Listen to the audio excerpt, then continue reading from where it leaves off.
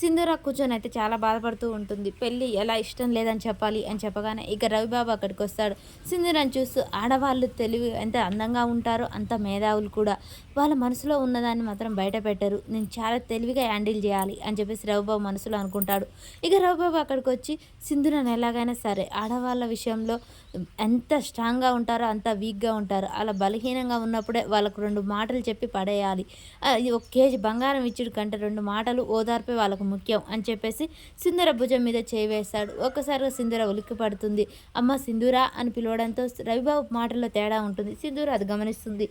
ఇక చూడమ్మా చూడు సింధూర నేను నీ బావని ఇంతకుముందుకు నేను పోరంబోగ్గా తిరిగినప్పుడు నాకు కష్టాలు నష్టాలు ఎవరు బాధపడ్డా ఎవరు ఏడ్చినా తెలియకపోయేది. కానీ నేను మారిన కాంచి నీ ఎవరు బాధపడుతున్నారు, ఎవరు ఎందుకు కన్నీళ్ళు వస్తున్నాయి, ఎవరికి ఎంత బాధ కలుగుతుందో అనేది నా మనసుకు అర్థమవుతుంది.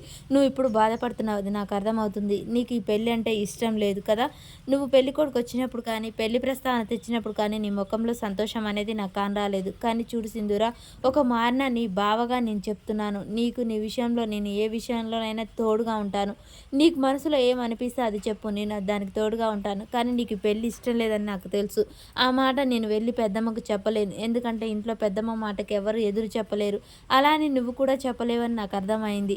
కానీ ఎలాగైనా సరే నీ మనసులో మాట ఏంటో నాకు తెలిస్తే ఆ విషయంలో నేను నీకు తోడుగానైతే ఖచ్చితంగా ఉంటాను. నా ప్రాణాలైనా పణంగా పెడతాను అని చెప్పేసి ఇక రవిబాబు కళ్ళబొల్లి మాటలతో సింధూరాని అయితే నమ్మిస్తూ ఉంటాడు. చూడు సింధూర అని చెప్పేసి మాటల్లో పెట్టి సింధూర చేపట్టుకొని నీ బావగా నీకు ఓట్టేస్తున్నాను. నీ పెళ్లి విషయంలో నేను ఏ విషయమైనా చేయడానికి వెనకాడను అని చెప్పేసి ఇక సింధూరని అయితే పూర్తిగా నమ్మిస్తాడు. సరే ఇక నేను వస్తాను అని చెప్పేసి అక్కడి నుంచి వెళ్ళిపోతూ ఉంటాడు. సింధూర ఎప్పుడు లేనిది బావా అని పిలుస్తుంది. అలా పిలవగానే రవిబాబు ఎన్నెళ్ళేంది నన్ను బావా అని పిలుస్తుందంటే సింధూర నాకు సగం కనెక్ట్ అయినట్టే, ఇక ఇలాగే కనెక్ట్ చేసి సింధూరని పడేయాలి అని చెప్పేసి ఏంటి సింధూర అనగానే నాకు పెళ్ళి ఇష్టం లేదు అని చెప్తుంది సింధూర. ఆ మాట వినగానే రవిబాబు ఎక్కలేని సంతోషపడుతూ ఉంటాడు.